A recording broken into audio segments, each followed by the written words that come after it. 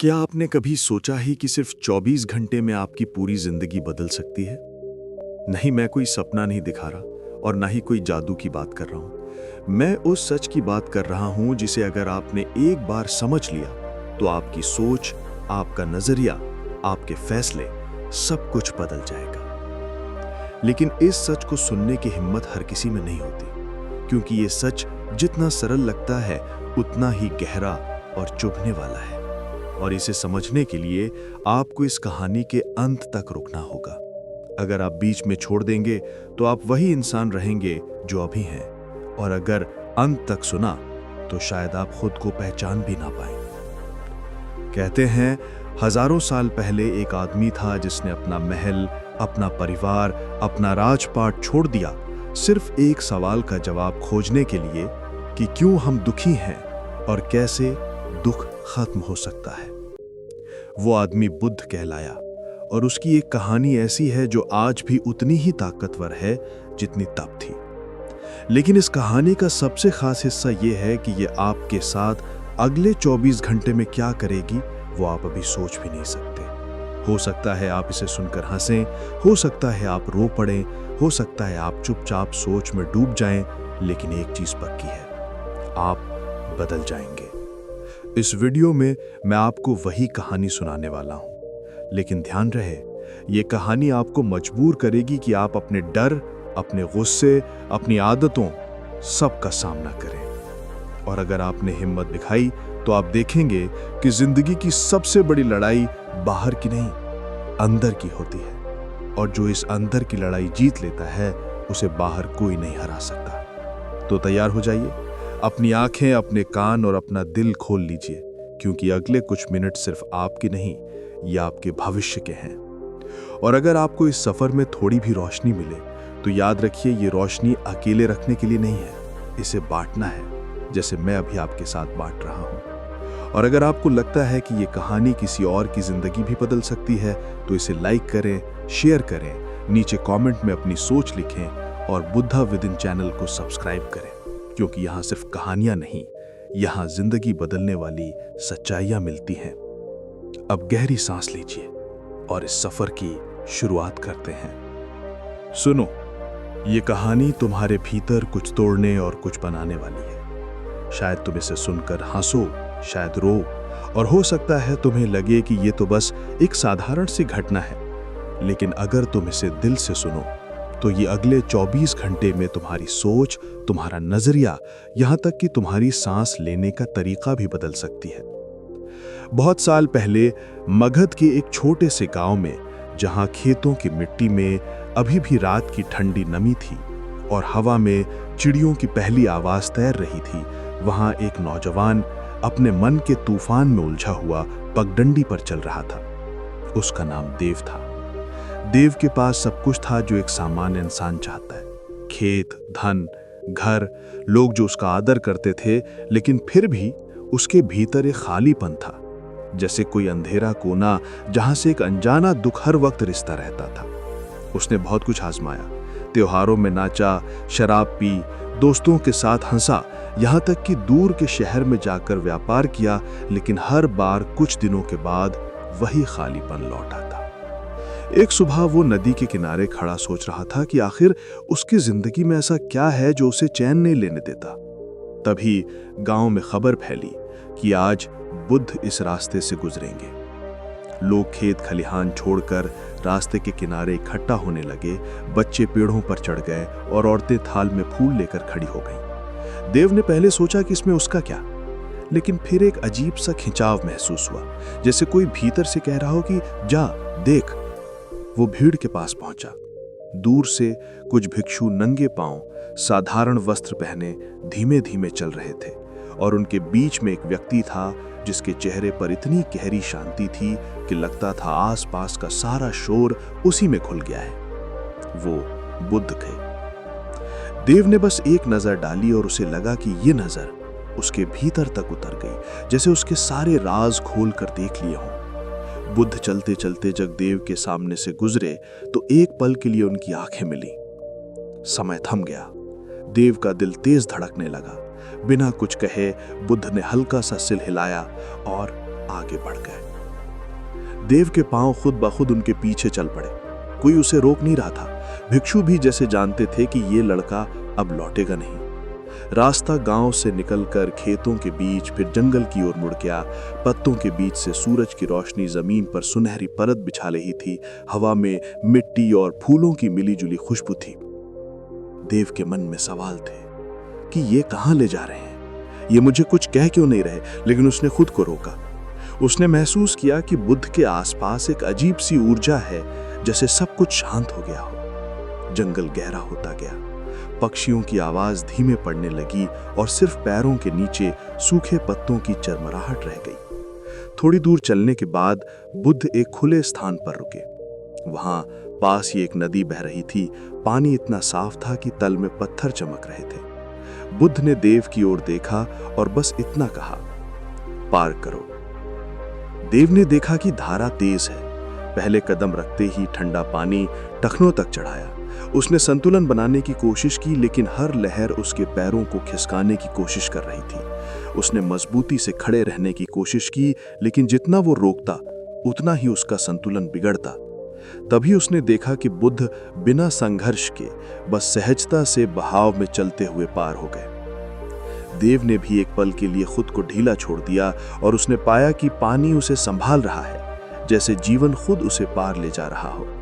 किनारे पहुंचने पर बुद्ध ने कहा कि जीवन भी ऐसा ही है। जितना तुम उसे रोकते हो उतना वो तुम्हें गिराता है, जितना तुम उसे अपनाते हो उतना वो तुम्हें संभाल लेता है।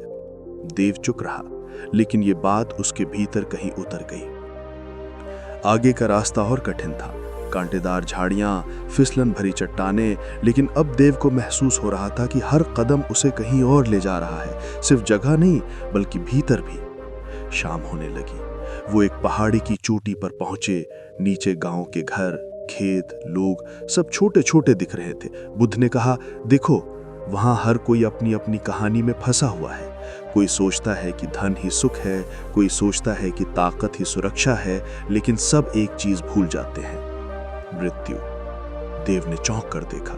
बुद्ध आगे बोले, मृत्यु तुम्हें याद दिलाती है कि तुम्हारे पास जो है वो स्थायी नहीं है, और जो स्थायी है उसे तुमने कभी खोजा ही नहीं। रात होने लगी। तारे आसमान में खिल गए। बुद्ध ने आग जलाई और कहा, आज रात सोना मत, बस देखना, सुनना और जो भीतर उठे उसे देखना। देव ने पूछा, अगर मैं थक गया तो? बुद्ध मुस्कुराए, थकान भी देखना।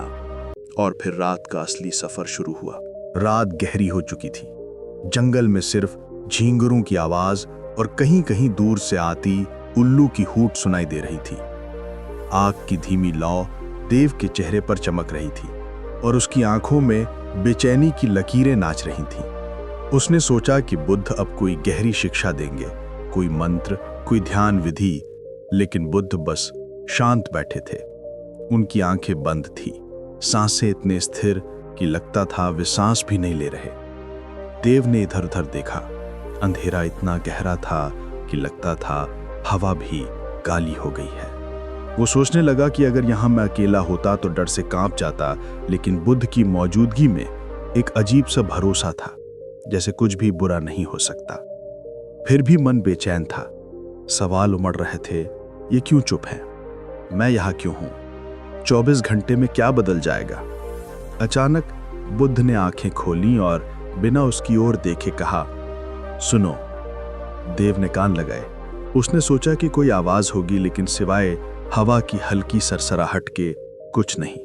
बुद्ध ने कहा, यही सुनना है जब तुम शोर में नहीं, मौन में सुनते हो। देव को समझ नहीं आया कि मौन में सुनना कैसे होता है, लेकिन उसने महसूस किया कि इस अंधेरे में, इस सन्नाटे में उसके भीतर कुछ चल रहा है, जैसे कोई पुरानी परतें उतर रही हों। समय धीरे धीरे रेंगता गया। आग की लकड़ियां चटकती और बुझती रहीं और देव को लगा कि नींद उसे खींच रही है। उसने आंखें बंद करने की कोशिश की। तभी बुद्ध ने कहा, मत सो। देव ने कहा, लेकिन मैं बहुत थक गया हूं। बुद्ध ने धीमे स्वर में कहा, थकान को देखो, उससे भागो मत। देव ने पहली बार अपने भीतर थकान को महसूस किया, जैसे कोई भारी बोझ उसकी मांसपेशियों पर बैठा हो। लेकिन उसी के साथ उसने महसूस किया कि यह थकान स्थायी नहीं, जैसे लहर आकर लौट जाती है। आधी रात बीत चुकी थी। चांद बादलों के पीछे छिप गया और अंधेरा और गहरा हो गया। तभी बुद्ध ने कहा, आंखें बंद करो और देखो। देव ने सोचा, अंधेरे में देखना, लेकिन उसने वैसा ही किया। शुरुआत में बस काला रंग दिखा, लेकिन कुछ देर बाद उसे लगा कि भीतर कई तस्वीरें हैं, बचपन की, माँ के हाथ से खिलाए खाने की, पिता की डांट की, दोस्तों के साथ हंसी की।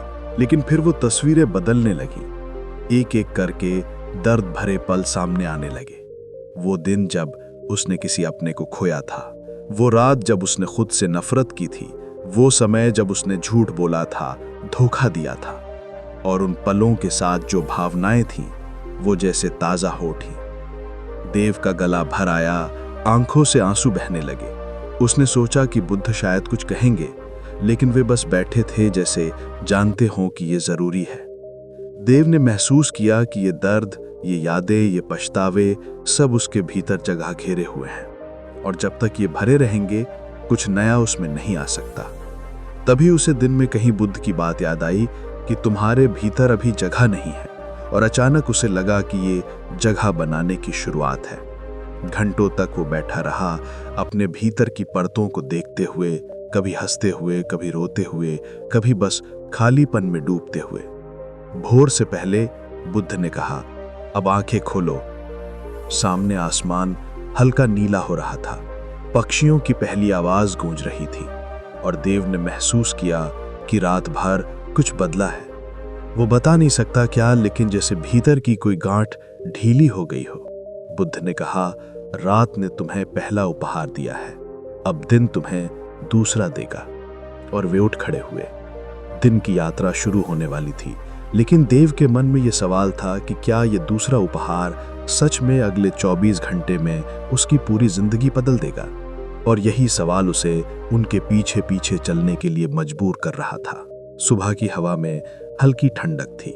पेड़ों की पत्तियों पर ओस की बूंदें सूरज की किरणों से चमक रही थीं, जैसे किसी ने छोटे छोटे मोती बिखेर दिए हों। देव के चेहरे पर रात भर की जाग के कारण थकान थी, लेकिन भीतर कहीं एक हल्कापन भी था, मानो उसने कोई पुराना बोझ उतार दिया हो। बुद्ध ने कुछ नहीं कहा, बस नदी की ओर चल पड़े। देव उनके पीछे पीछे।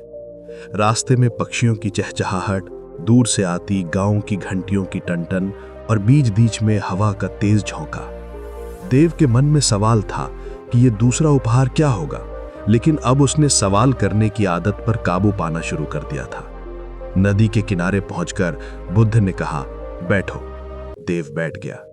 पानी की लहरें किनारे से टकराकर मीठी सी आवाज कर रही थीं। बुद्ध ने कहा, देखो। देव ने पानी में झांका। पहले उसने अपना चेहरा देखा, लेकिन लहरों के कारण चेहरा हिल रहा था, विकृत हो रहा था। बुद्ध ने कहा, यह तुम्हारा मन है, अशांत, हिलता हुआ। तुम खुद को सही तरह से देख ही नहीं सकते जब तक ये शांत ना हो जाए। देव ने चुपचाप पानी को देखना शुरू किया। कुछ देर बाद जब सांसें धीमी हुई, मन थोड़ी देर के लिए ठहर गया, तब पानी का चेहरा स्थिर हुआ और उसने खुद को साफ साफ देखा। अचानक बुद्ध ने पास पड़ी एक छोटी सी लकड़ी उठाई और पानी में डाल दी। लहरें फिर से उठ गईं, चेहरा टूट फूट गया। बुद्ध ने कहा, जीवन में हर घटना, हर शब्द, हर विचार एक लकड़ी की तरह है, जो तुम्हारे मन के पानी में गिरती है और तुम फिर से खुद को खो देते हो। अगर तुम सीख जाओ कि लहरों के बावजूद खुद को देखना, तो तुमने दूसरा उपहार पा लिया। देव को लगा कि यह सुनने में आसान है, लेकिन जीने में कठिन। वे वहां से उठे और एक ऊंची पहाड़ी की चढ़ाई शुरू की। सूरज ऊपर आ चुका था, पसीना माथे से बह रहा था।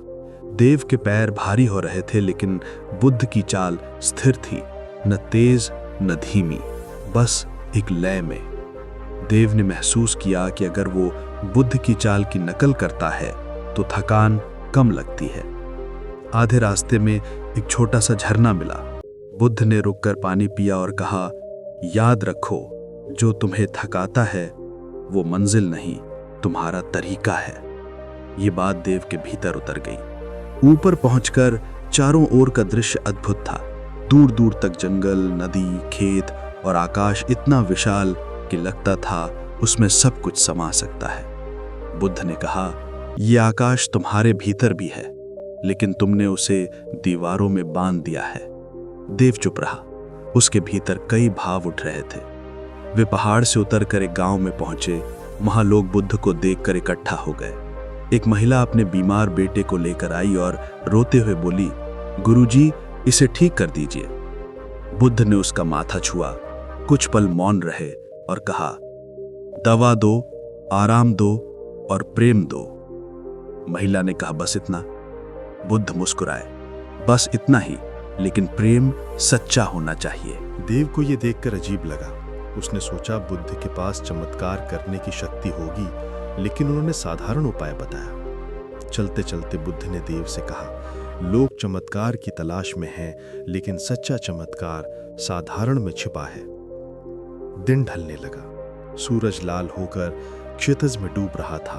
आकाश सुनहरा और नारंगी रंग में रंग गया था। बुद्ध ने कहा, आज का दूसरा उपहार तुम्हें यह सिखाना था कि बाहर जो देखो वो भीतर भी है, और जो भीतर है वही बाहर दिखता है। अगर तुम्हारा मन अशांत है तो दुनिया भी वैसी लगेगी। अगर तुम्हारा मन शांत है तो दुनिया भी तुम्हें शांत लगेगी। देव ने महसूस किया कि अब वो थोड़ा बदल चुका है, जैसे किसी ने भीतर का आईना साफ कर दिया हो। लेकिन उसे पता था कि यात्रा भी बाकी है।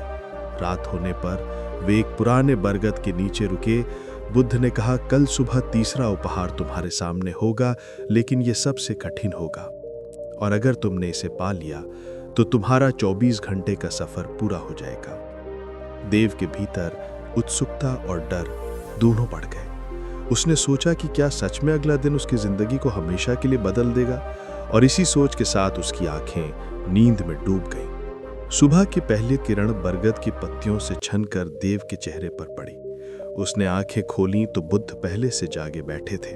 उनकी नजर क्षितिज पर थी, जैसे किसी अदृश्य घटना की प्रतीक्षा हो।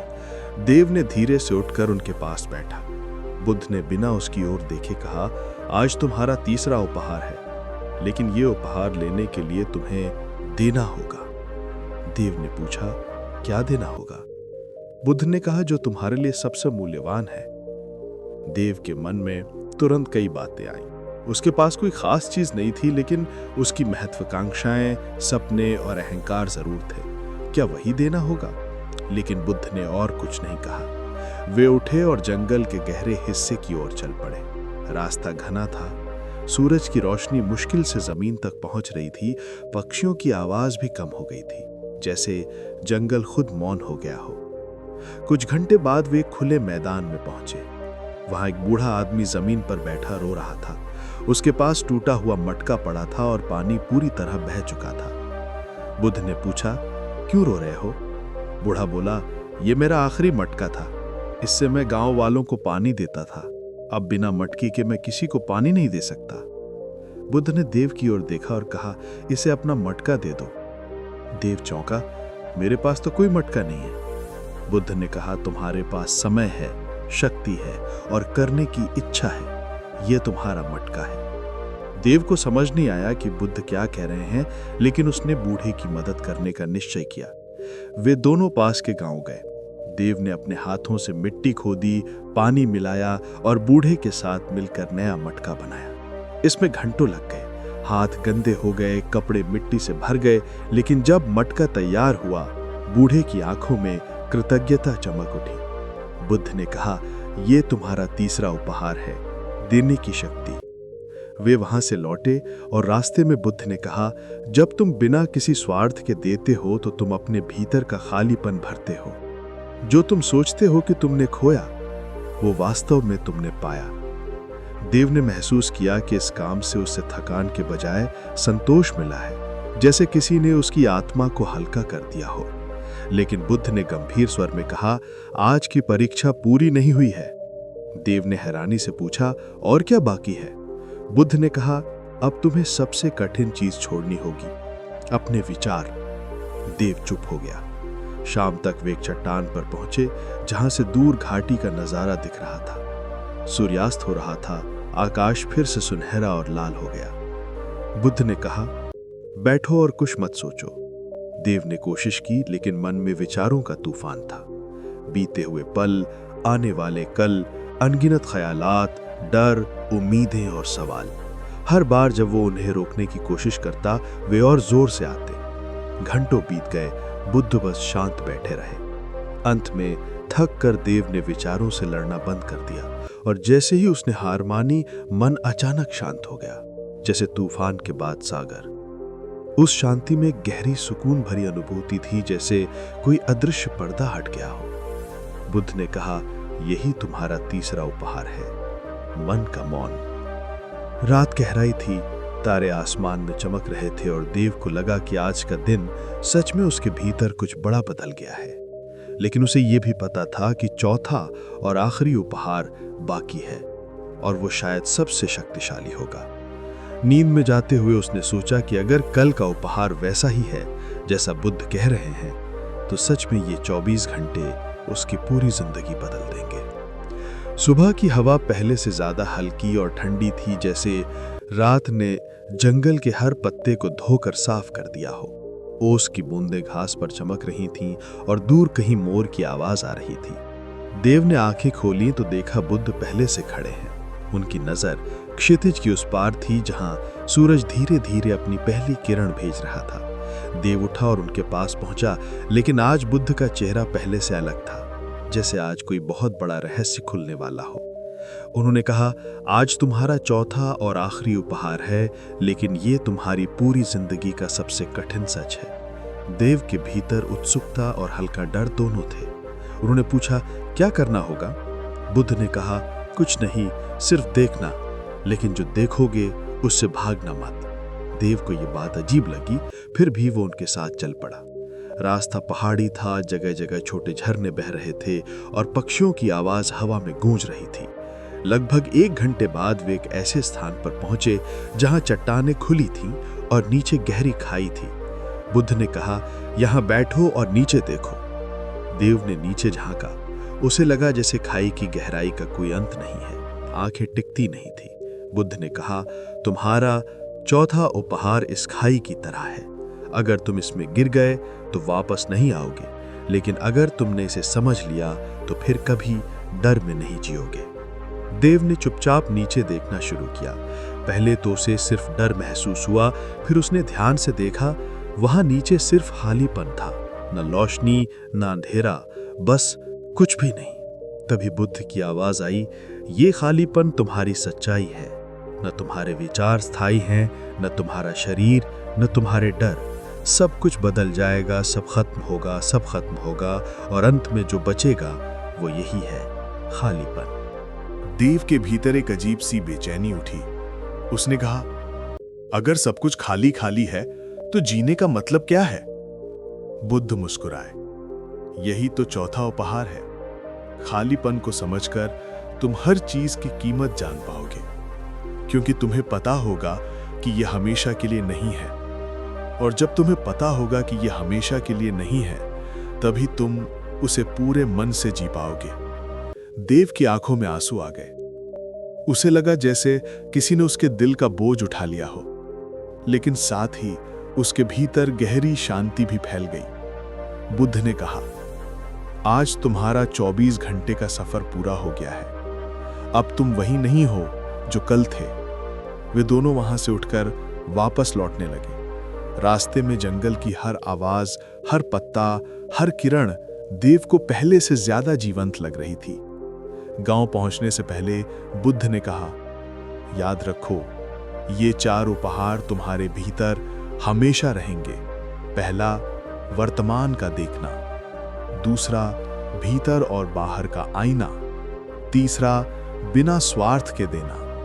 और चौथा, खालीपन की सच्चाई। अगर तुम इन्हें याद रखोगे तो तुम्हारी जिंदगी कभी वैसी नहीं रहेगी जैसी पहले थी। देव ने मन ही मन प्रण लिया कि वो इन 4 उपहारों को कभी नहीं भूलेगा।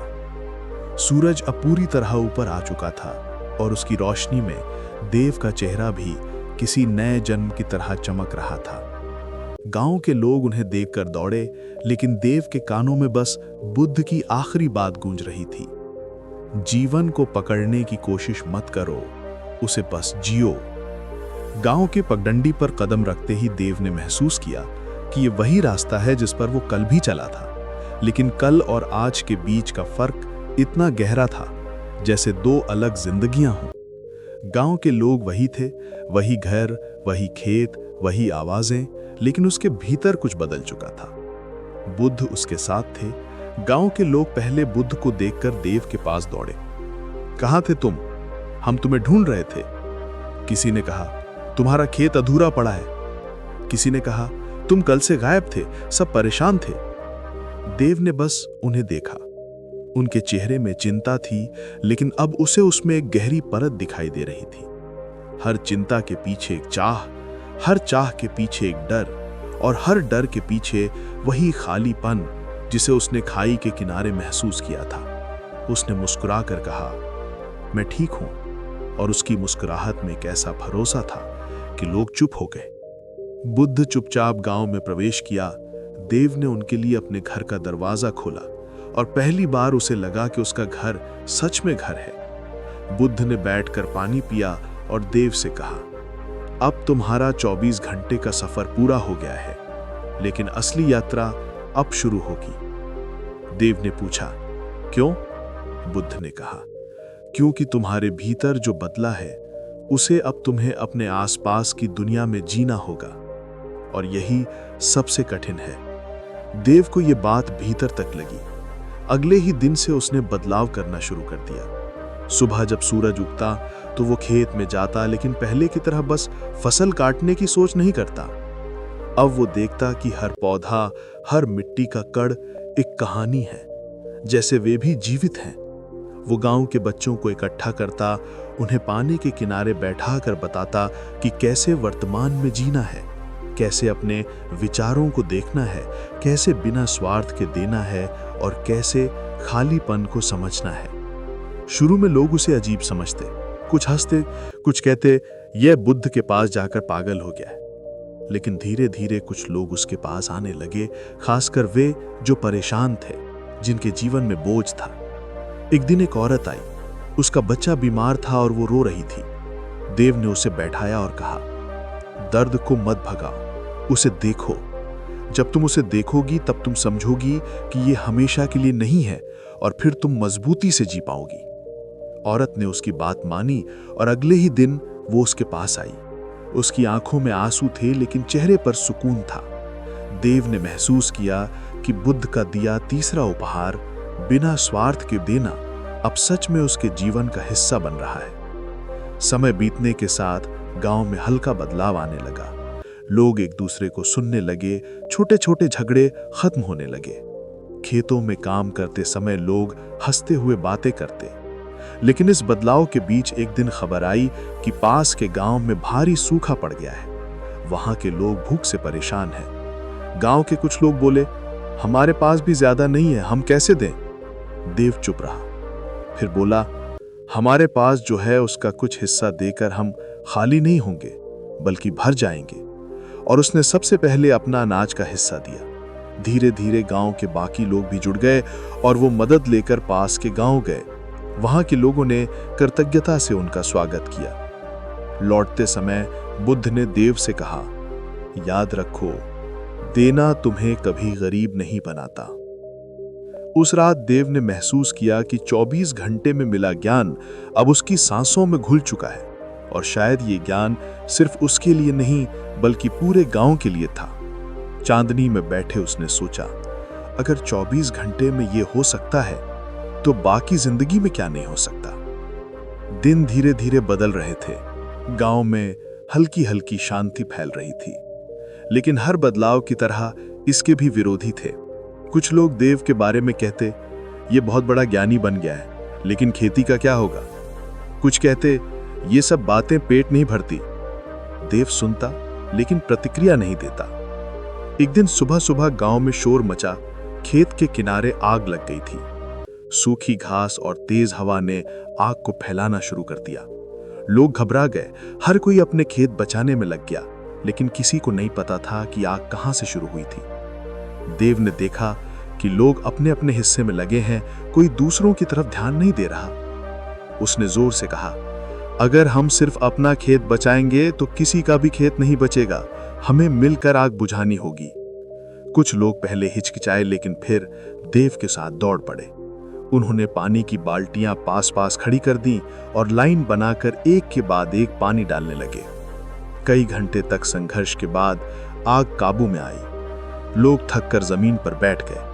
उनके चेहरे काले पड़ गए थे, लेकिन आंखों में राहत थी। तभी एक बूढ़ा आदमी बोला, आज अगर हम सब साथ न होते तो गांव जल गया होता।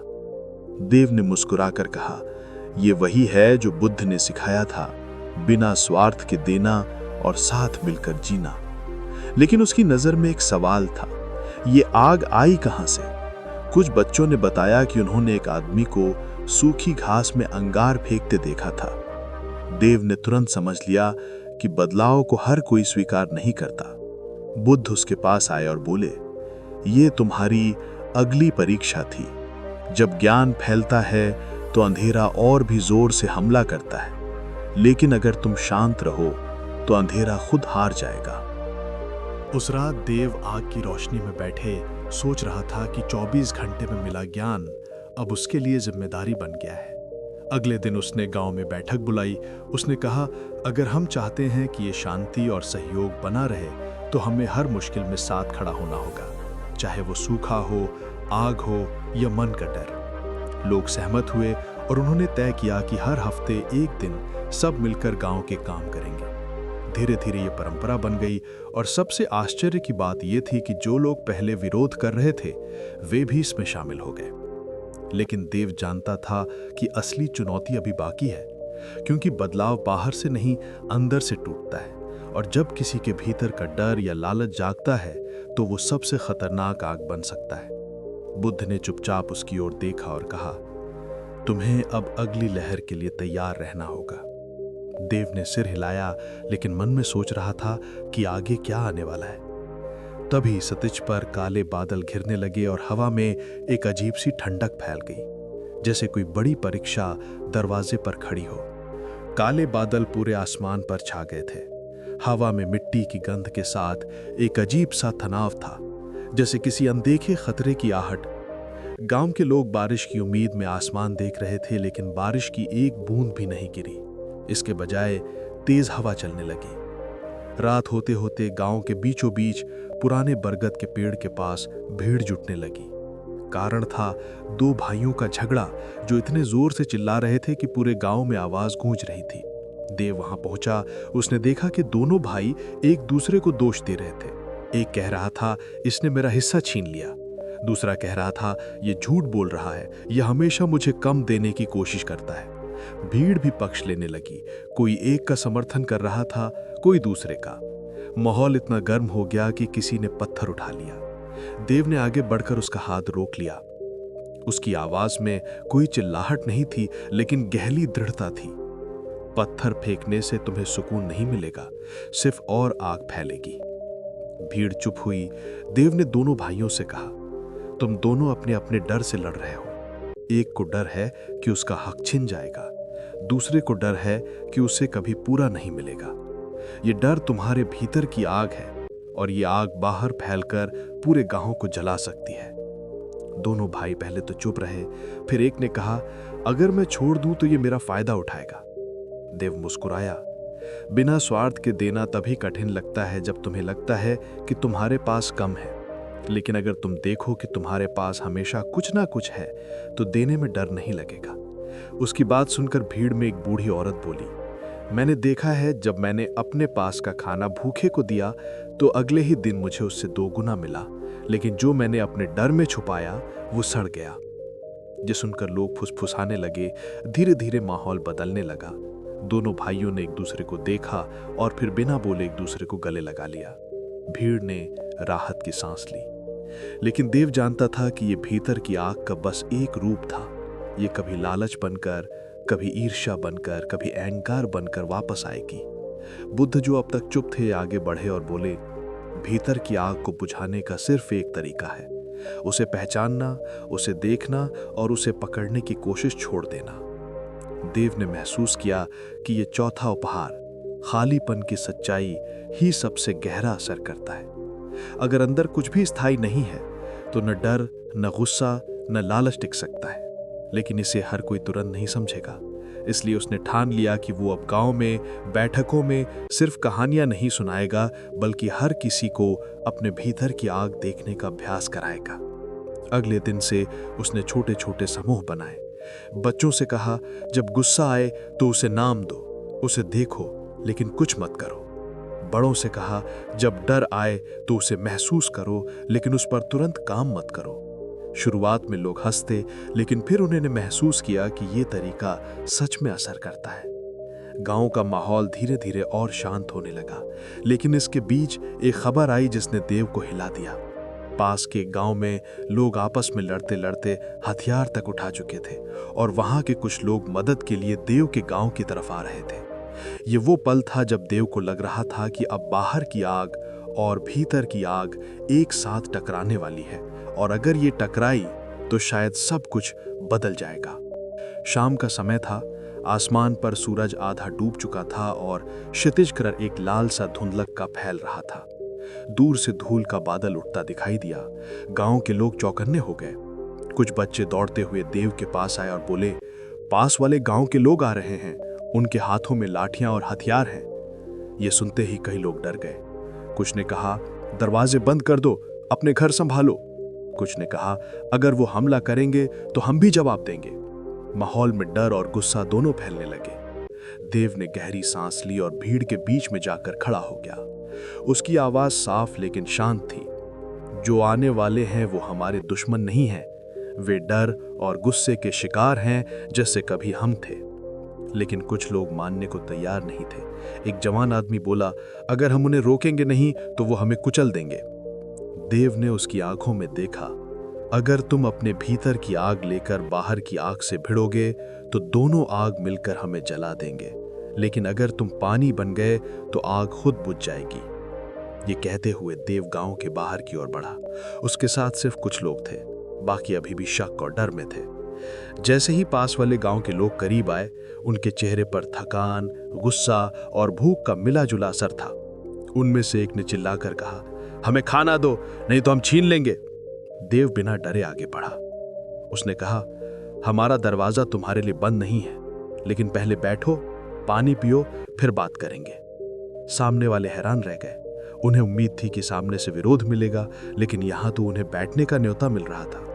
उनमें से एक बुजुर्ग आदमी ने बाकियों को इशारा किया और सब धीरे धीरे बैठ गए। देव ने गांव के बच्चों से कहा, पानी और थोड़ा अनाज लाओ। बच्चों ने बिना डरे सबके सामने कटोरियां रखी। कुछ देर तक सिर्फ खाने पीने की आवाज थी।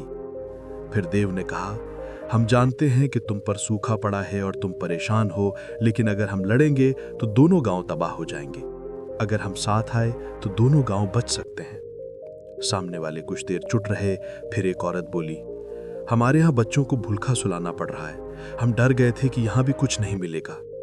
देव ने कहा, डर सबसे बड़ी आग है, यह हमें वो करने पर मजबूर कर देती है जो हम सामान्य समय में नहीं करते, लेकिन अगर हम डर को देख लें तो यह हमें नहीं जलाएगी। धीरे धीरे माहौल नर्म होने लगा। पास वाले गांव के लोग हथियार नीचे रखने लगे।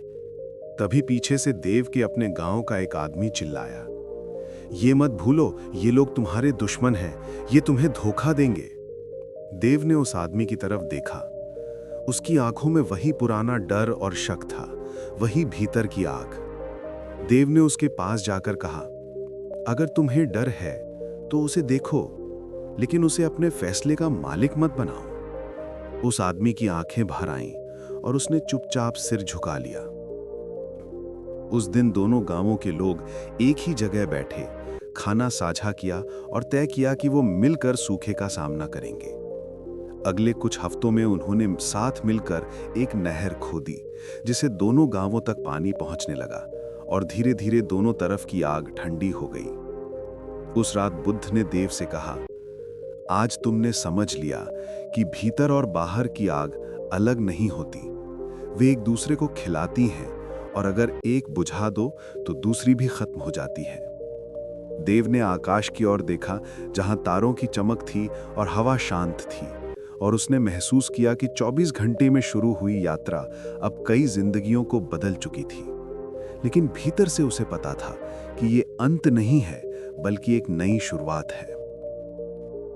सुबह की पहली किरण गांव पर पड़ी और हवा में एक अलग सी हल्की सी महक थी, जैसे किसी ने रात भर पूरे गांव को साफ कर दिया हो।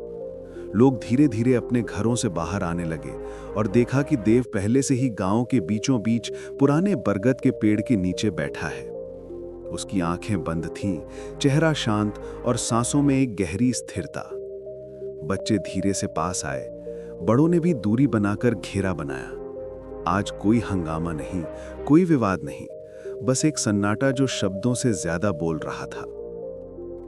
देव ने आंखें खोली और कहा, कल जब हम दो आग को मिलते देख रहे थे, तब मैंने समझा कि असली बदलाव तब होता है जब हम खुद को बदलते हैं। क्योंकि अगर हम नहीं बदलते तो हालात चाहे जो भी हों, हम उन्हें उसी पुराने नजरिए से देखेंगे। लोग ध्यान से सुन रहे थे। किसी ने पूछा, लेकिन बदलाव शुरू कहां से हो? देव ने मुस्कुराकर कहा, देखने से, सिर्फ देखने से। जब तुम गुस्सा देखो तो उसे पहचानो, जब डर देखो तो उसे पहचानो, जब लालच देखो तो उसे पहचानो, और फिर उसे पकड़ने की कोशिश मत करो। एक औरत ने कहा, लेकिन अगर मैं ऐसा करूं तो क्या मैं कमजोर नहीं बन जाऊंगी? देव ने कहा, कमजोर वो होता है जो अपने डर के हिसाब से फैसले लेता है। मजबूत वो है जो डर को देख सकता है और फिर भी अपने दिल के हिसाब से चल सकता है। उसकी आवाज में कोई जोर नहीं था, लेकिन असर गहरा था। तभी बुद्ध पास आए और बोले, ये वही है जो मैंने बरसों पहले समझा था और जिसे पाने के लिए मैंने अपना राजपाट, अपना परिवार, सब कुछ छोड़ा था।